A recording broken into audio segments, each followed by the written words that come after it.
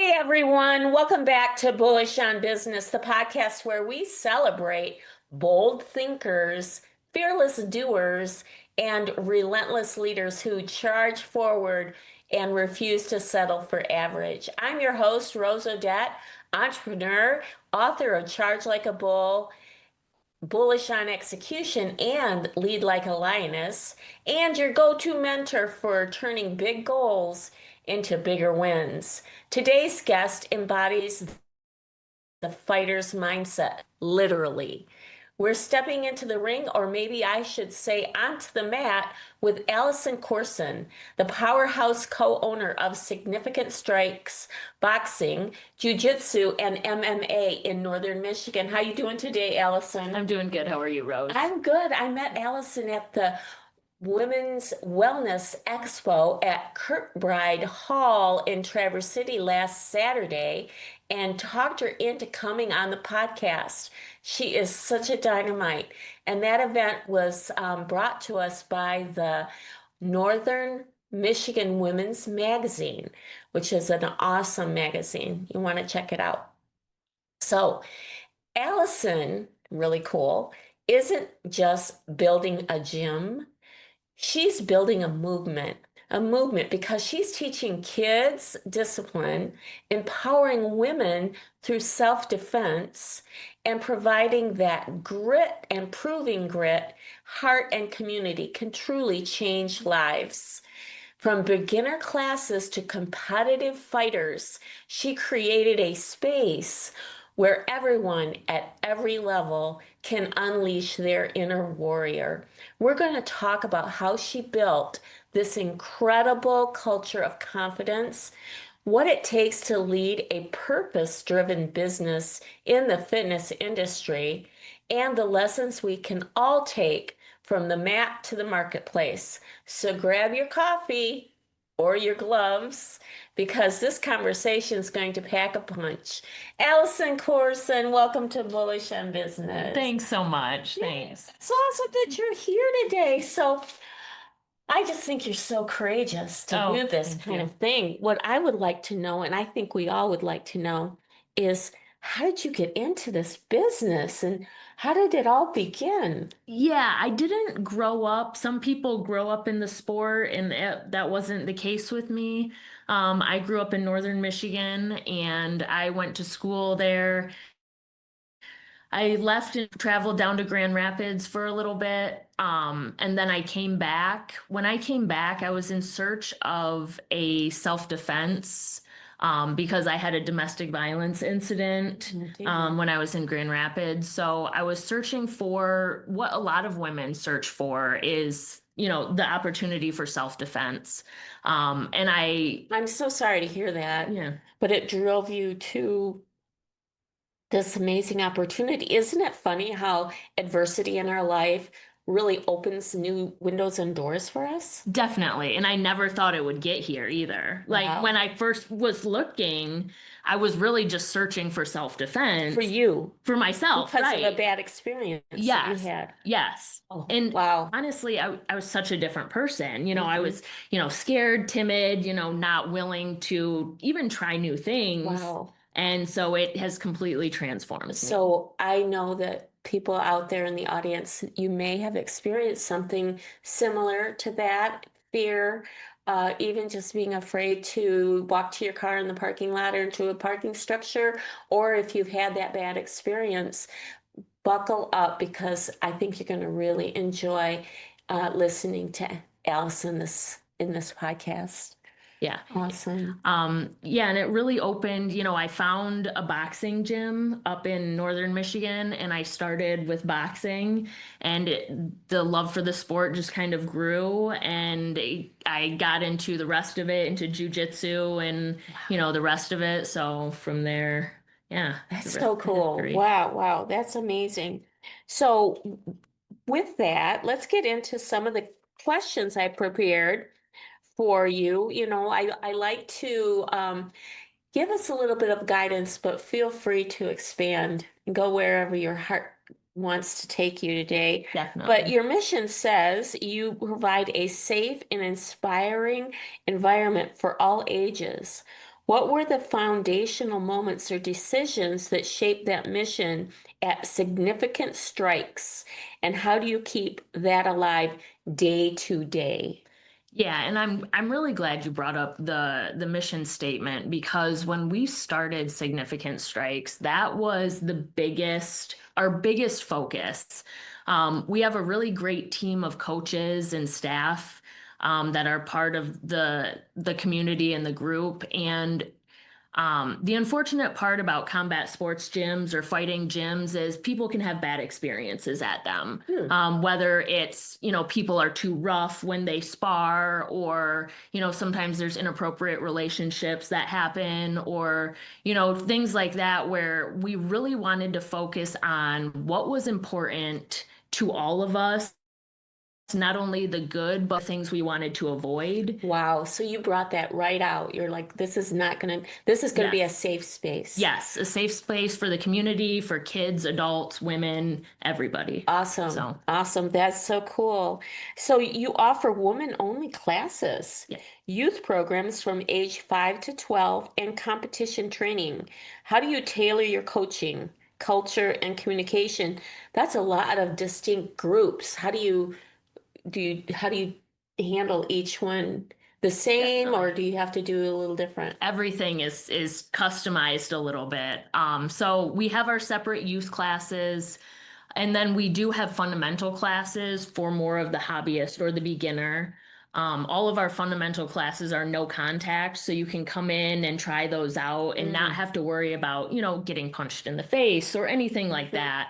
And then we do also have separate competitor time to where we amp up the training and really Okay. get those competitive rounds in with our athletes that are looking to have fights or So competition. tell us a little bit about the competition. Where do they do we have competition or events here in Northern Michigan? Yeah, so actually, November 22nd, there's an MMA fights in Cadillac here. And we will have a fighter that's fighting at one of Wow. those. So Where is that at at the at Wex. the WEX? Yeah. Wow. Yep. I had no idea. Yeah. So for many businesses, personal training and facility upgrades are major investments. You've added a sauna session component for members and non-members. What drove that decision and what impact has that had? Yeah, the sauna was my partner, he loves saunas. He was a fighter. He's retired now, but when they cut weight, they use saunas. Saunas are great for just the health benefits, Mhm. sweating and getting, a quick sweat in during the winter time. It's nice. So it really is just part of upgrading the facility for the community and having that stuff available for people or competitors that need it. Mhm. But honestly, a lot of times the hobbyists use it a lot more than the competitors Is do. this So something I yeah. know that my friend Nick Olson has started a North Michigan sauna festival? Okay, yes, yes, I've You know heard of about the that. Yeah. festival? Yeah, so Yep. sauna is where it's at. Yes. Yeah, especially in the wintertime in northern Yeah, and Michigan. there's so many health benefits Definitely. with Yes. sauna. Yep. He's taught me a lot about that. Okay, yeah. Yeah, he goes to Oops. Have you ever been to I Oops? haven't. We have to get you to Oops. Oops is the Office of Possibilities where young entrepreneur and any age entrepreneur meet up in Traverse City at that bank on 8th Street on Tuesday mornings at 9, Okay. 9 to Okay. 11. We have to get Okay. you there. Interesting. Yeah. Oops, I'll have to look it Yeah, up. Oops is great. Okay. Well, let's keep going. This is so exciting. Your whole business, you've got the MMA, you've got the jiu-jitsu, and you serve children, women, people who are competing. You really cover the gamut. What are the biggest barriers you see in preventing someone, either an adult or a youth, from walking in your door? And how do you tackle those in your marketing or your culture or your onboarding? Sometimes people are just a little nervous. Oh, definitely. How And do you that get over those Yeah, nerves? and that's a great question because that's the biggest hesitation when it comes to even trying it out for the first time, is that you have to be a competitor when you come in or already know what you're doing, and that is definitely not the case. We have all ages in there, and majority of our students are not competitors. We've got bankers, we've got police officers, we've got, people that own their own businesses, parents, teachers. So there's such a wide, range of people that come there and what they do outside of the gym. A lot of them do not compete. So it's one of those that we want to be able to have a space for everybody because it's not, we do have our competitive side, but it's not always about competition. It's really about just becoming a better person. I love that. So. And so let's talk a little bit about the women who come for self-defense. If we could take that for a moment, do you talk about the psychological effects, or do you just get right into how do you protect yourself? So when we do self-defense, we don't necessarily have a self-defense class. When women come in wanting a more regular self-defense option, we steer them either towards like the boxing or the jujitsu. Self-defense can be very specific for the person that's taking the class. Usually women need a little bit different self-defense than men need. Isn't that interesting? And even kids need a different self-defense because schoolyard bullies aren't going to be the same people that are bullying adult women. Right. So it's like you need a different style of self-defense for each group.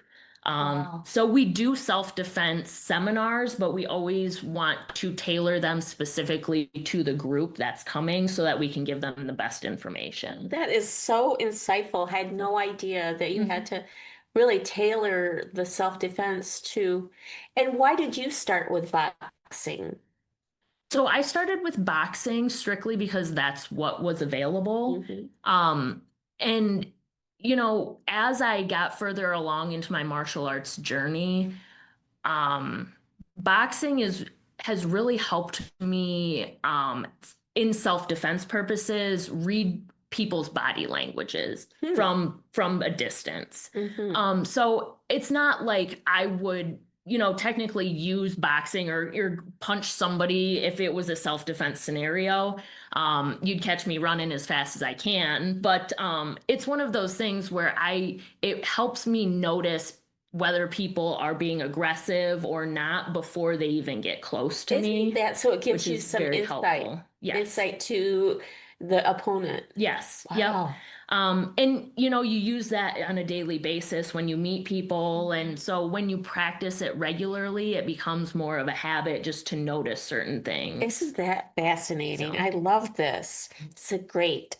As fitness and self-defense, MMA and jiu-jitsu become more popular, and they are, unfortunately, we live in a more and more kind of scary society these days, and the competition is rising as well. Yes. A lot going on in that area. How does Significant Strikes, which is a very cool name, by the way, differentiate itself in Northern Michigan? So, what is your secret sauce? So I would honestly say the community and the team that we have around us. The community is great. Our coaches are amazing in their areas, and they all know the other areas as well. So they have their specialties, but they understand the other areas of the sports that we offer. So they can, mix things to help people if they're more into boxing or more into jujitsu. So your secret sauce is really sounds like people. Yes. Yeah. Our community and your team is all about the people. Definitely. That's really cool. I love that. So, when you look at the different aspects of business and leadership, and I know that, I love business and leadership. That's kind of my whole thing. From your facility to the world of entrepreneurship, what would you say the key lesson is for someone? How long have you been in your business? So the business, we actually just celebrated 4 years open at the beginning of November. So Fantastic. 4 years in business. That's awesome. So how has your growth been? Has it been steady? Is it slow? And tell us a little bit about the cycles and how your business is flowing? Yeah, so growth is steady. We started in a garage in a warehouse that didn't have any heat, 4 years ago, and then we, you know, moved into another facility that we had. It was somewhat temporary. And then about 2 years ago, we moved into our permanent facility. So And where is that? on Cass Road in Traverse City. So yeah, right by Tent Craft, if you Oh, know I where know where that is. Yeah, Yeah, yep. I pass it when I take the back way home. Yes, yeah. Yeah, I love Yep, that way. yeah. It's kind of off the beaten track and you could miss a lot of traffic. Yes, yep. Yeah, I know right where you are. That Yeah. is so cool. Yep. So let's talk about the female student in particular. What unique challenges do they face in martial arts or MMA gym culture? And how do you create an environment where they feel empowered, respected, and confident? I would say the biggest challenge that females have when you first start boxing, jujitsu, MMA is going to be just feeling comfortable. Mhm. And the secret is kind of that everybody feels uncomfortable at first, when you try Even if something you're a new. guy? Yes, Yeah, definitely. yeah. So I would say guys have a little bit more pressure to feel like they know what they're doing before they Oh, come into a fighting gym than even okay. women do. Because Okay. it's that Yeah, macho. they're supposed to already know all Right, this. correct. Oh, I get it. So yeah, women, it's the comfortability of, So what do you wear? What are they supposed to wear when they come? yep, just comfortable athletic clothing, leggings, t-shirt, shorts, sweatpants, Mhm. shirt, So pretty sweatshirt. casual. Yep, yes. And are you open in on the weekends? Yes, we're open 7 days a week. Wow, that's a grueling schedule. Yeah, our team makes it so that it's How manageable. big is your team? So we've got around 10 coaches on staff. We've got, yeah, female coaches. We've got strength and conditioning coaches. This is quite an So operation. yeah, yep. And really, and that's where, you know, Chris and I, talk about and we do stuff like this, but really it's like we definitely cannot do it without our team. We can't do it without That our is so, coaches. and Chris is your business partner? Yes, yep. Okay. Yeah. And So he you say he's retired? yes, he fought professionally in boxing and MMA. So That's amazing. yeah, yep. So you've got a real pro there. Yes, yep, yep. And then Torin is our other coach. He's a black belt in jujitsu, and he's fought down in Brazil MMA, and he's Okay. fought boxing, and yeah. Oh, wow. So you've So got some really yes, front well-rounded top coaches. Yes, Oh my gosh. yes, yep, That is so cool. And aren't we lucky to have that in Northern Michigan? yeah, yep. Awesome. So from a growth perspective, looking ahead, what's next for Significant Strike? Yeah, so looking ahead right now, we're staying really focused on these fights coming up in November. Mhm. We've got one guy that we're getting ready. And then we're really looking at staying busy fighting and competing next year. We've got a lot of jujitsu guys that are looking to compete as well as just boxing. And usually you got to travel to Grand Rapids, Detroit to do that. But we're looking to try to get more busy with competitors and try to get that on the scene more. Very cool. That's exciting. Mhm. So do you have youth programs, it sounds like, so Mhm. you do, and you're teaching more than technique.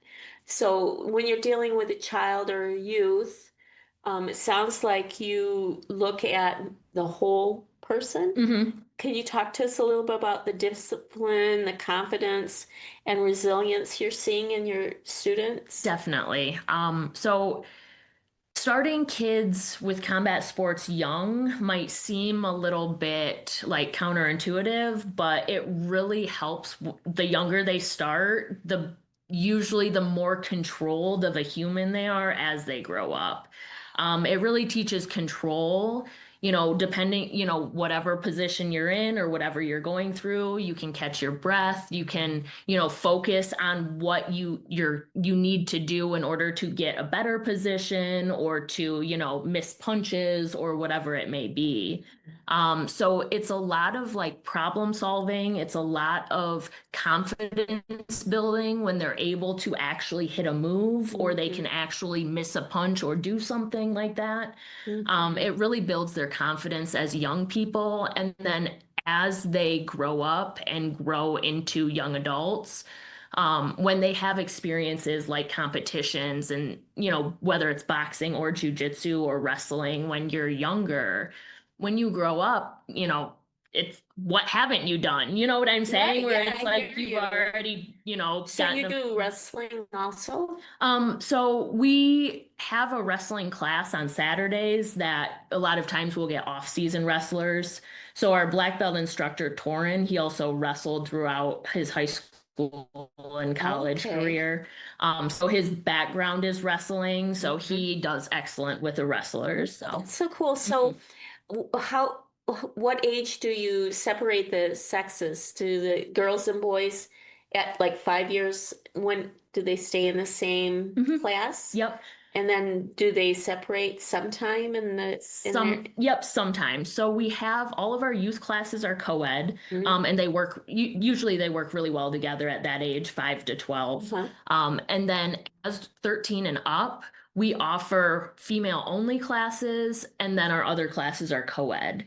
So So it's up to them if they want to do correct. that. Yep, they're mostly men in our co-ed classes because of the female only options So the women like to be in the, with other ladies. okay, Yeah, yep. that makes But sense. they've started to kind of, venture into the classes. And honestly, it's one of those things that once they go to it once or twice, they're like, "Oh my gosh, it's not that bad." And I'm like, "I've Right. been telling you that." So yeah. Don't be afraid, Right, right? right. And all of our coaches are great and they make everybody feel That's comfortable. so cool. Mhm. So how do you measure or see those outcomes in your students? How do they know they're advancing and how does that work?